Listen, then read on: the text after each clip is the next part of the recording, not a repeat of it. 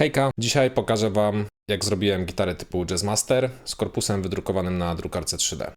Podzielę się wnioskami i obserwacjami, do których doszedłem podczas tego projektu. Zapraszam do oglądania. Na początek przedstawienie koszyka zakupowego. Z Thomana zamówiłem DIY kit o oznaczeniu JA.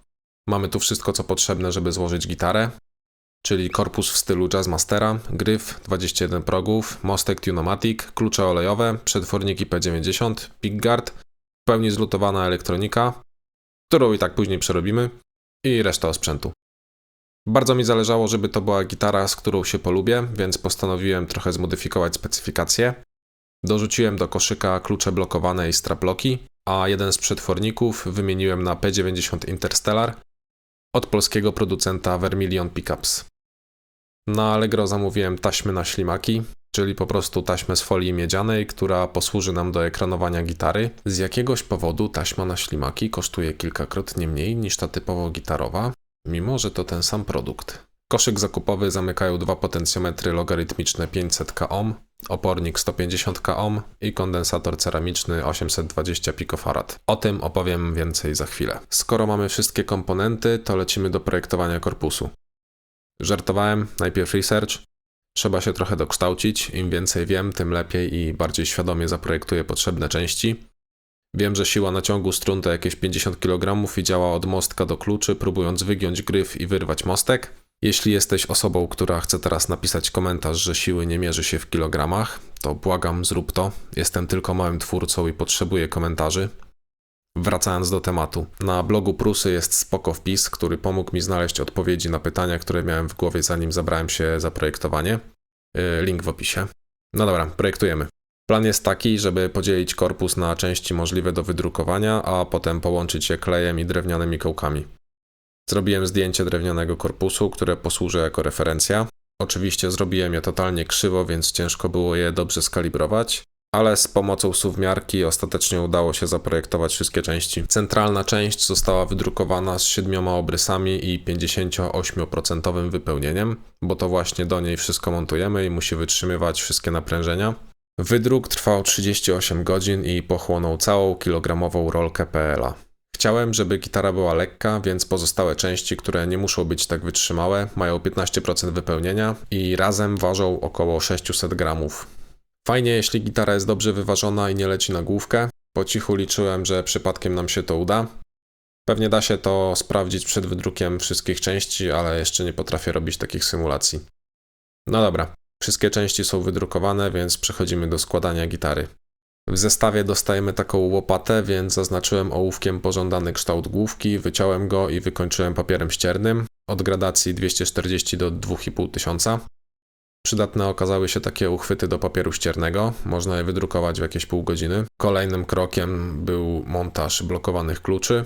Prosta sprawa, klucz składa się z dwóch części podkładki i śrubki, skręcamy wszystko razem. Zabieram się za sklejanie korpusu, miałem przygotowane kołki i klej, trochę się pośpieszyłem.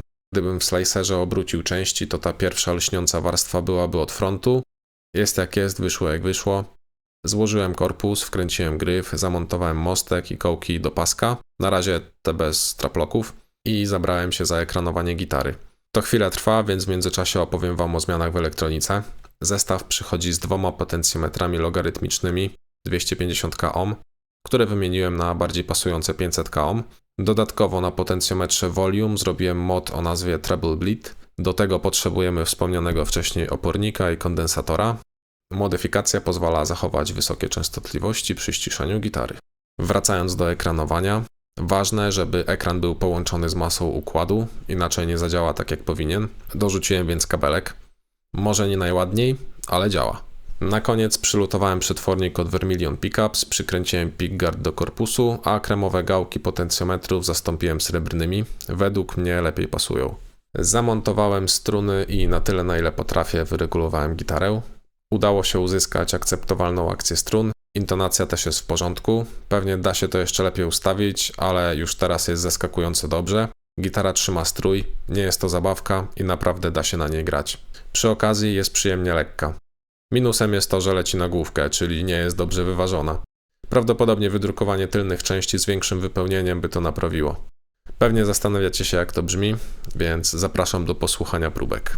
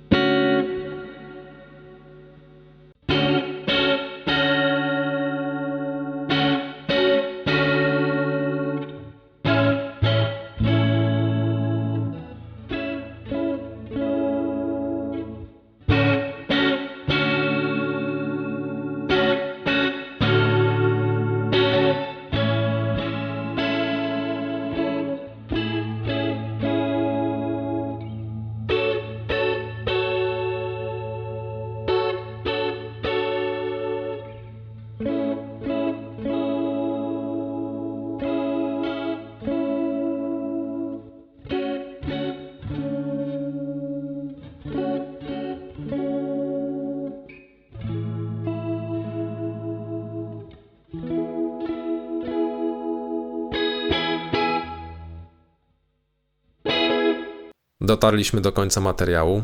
Zachęcam do zostawienia subskrypcji, łapki w górę i zapraszam do dyskusji w komentarzach. Dla zainteresowanych drukarzy link do modelu korpusu zostawiam w opisie i do następnego. Pa, pa!